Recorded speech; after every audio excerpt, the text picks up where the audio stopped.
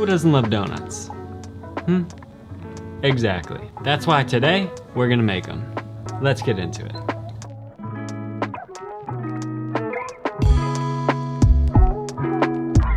So obviously the dough will be the main component of the donuts, so that's where we're gonna start. We're making classic yeasted donuts here, so start by adding 1 cup or 240 milliliters of whole milk to a bowl or measuring cup, preferably warm milk at about 80 to 90 degrees Fahrenheit, which is about 27 to 32 degrees Celsius. Then stir in 5 grams of instant yeast along with 10 grams of sugar to give the yeast something to feed on to help get some activity going. Now as we let that sit for a few minutes, we're going to combine the dry ingredients in a separate bowl. I'm using the bowl of a stand mixer here because that's what I'm going to use to knead the dough, but as always you can knead by hand if you prefer. This recipe will make 16 donuts, which is a pretty large batch, so feel free to cut it down if you want. But for this I'm adding 425 grams of all-purpose flour, along with another 70 grams of granulated sugar and 6 grams of salt. Then I'm just going to mix everything together using my dough whisk. Now after about 10 to 15 minutes, you should see at least a bit of foam forming on the surface of your milk, indicating that your yeast is healthy and active. So at this point it's time to proceed with adding the wet ingredients to your bowl, so add the milk and yeast mixture along with 3 egg yolks and stir to bring everything together. You could stir with a spoon or your hands or anything really, but I like to use this dough whisk.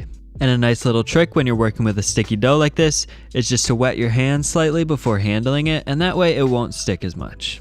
Once everything is incorporated though, it's time to knead, so get out your stand mixer fitted with the dough hook attachment and knead on a medium to low speed for about 10 minutes. The dough will be very sticky at first, but over time it should come together to form a nice smooth ball. You may need to scrape down the sides of the bowl once or twice to make sure everything gets incorporated. It will still be somewhat tacky at the end, but that's fine for now because it'll get less sticky as it rises.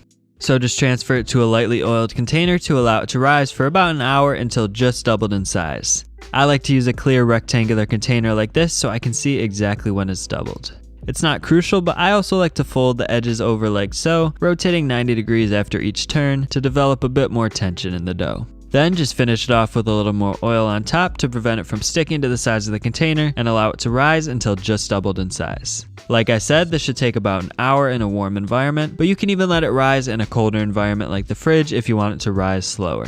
Doing it that way will also create some more flavor as the dough has more time to develop, so it's not a bad idea to let it rise at a low temp if you have enough time on your hands. It'll probably take closer to 3 or 4 hours that way.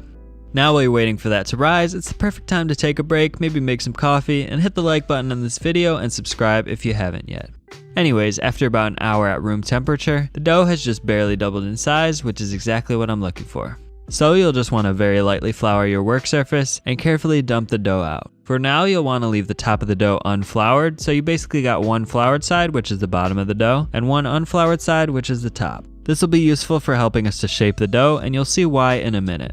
Now, a lot of people when they make donuts like to roll this whole sheet out flat and punch the donuts out with a cookie cutter, but if you do it that way, you'll end up with a lot of extra dough that you need to then roll back into a ball, flatten out, and punch again, and it just messes with the whole structure of the donuts. So instead, I like to just start by dividing my dough into 16 pieces and rolling each piece into a ball.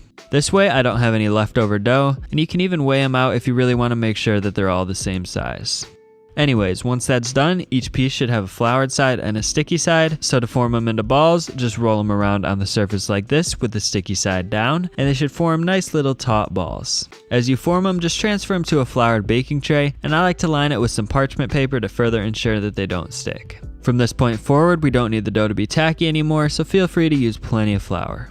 So next we need to roll each ball out to a thickness of about 1/4 to 1/2 inch thick, which is about 1 centimeter. Just try to make them as circular as possible, which shouldn't be too hard if you've shaped the dough balls properly. Then place them back onto a floured baking tray, and if you want classic whole donuts, just take out a mini donut cutter or any small ring like this that you can find and punch a small hole in the middle of each one. Make sure to save the holes too because you can still fry them up to make donut holes. Now just cover the donuts with a floured dish towel or a bit of plastic wrap to allow them to rise one final time. This time we want them to get nice and airy, so it'll take anywhere from about 1 to 1.5 hours at room temperature, and once they look like this, they're ready. But before we get there, let's just make a couple of quick toppings. Today I'm going to make 3 types of donuts: glazed, cinnamon sugar, and frosted with sprinkles. And they're all pretty straightforward to make. For the cinnamon sugar topping, just combine 1/4 cup or 48 grams of sugar with 1 tablespoon of cinnamon and stir to combine. Next, for the glaze, just combine 240 grams or 2 cups of confectioner's sugar with 90 milliliters or 3/8 cup of milk and 1 teaspoon of vanilla extract, and whisk thoroughly to combine. You can also adjust the amount of milk or confectioner's sugar to get the consistency that you like. Finally, we're going to make a maple frosting, so just combine 240 grams or 2 cups of confectioner's sugar, 60 milliliters or a 1/4 cup of milk, 60 milliliters or a 1/4 cup of maple syrup, 2 tablespoons of softened butter, and 1 teaspoon of vanilla extract. Since this one's a bit thicker, you'll probably need to use an electric hand mixer to stir it. Again, you can add more milk or sugar as necessary to adjust the consistency. You want it to be thick, but still runny enough to spread onto the donuts. Now when your donuts are almost done rising, you'll also want to start heating up your oil for frying, so just add some neutral oil to a heavy pot to about 2 to 3 inches deep. I like to use peanut oil for frying, but you could use canola oil or vegetable oil too. The key to a perfectly fried donut is temperature control, so it's crucial to have a deep fry thermometer here, and you want your oil to stay between 325 and 350 degrees Fahrenheit, which in Celsius is between 160 and 175 degrees.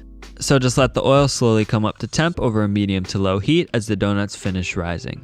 Then once they're nice and fluffy and your oil is heated, it's finally time to start frying. So just carefully drop the donuts in one at a time, being careful not to crowd the pot, and fry them for about 1 to 2 minutes on each side until they turn a light golden brown color.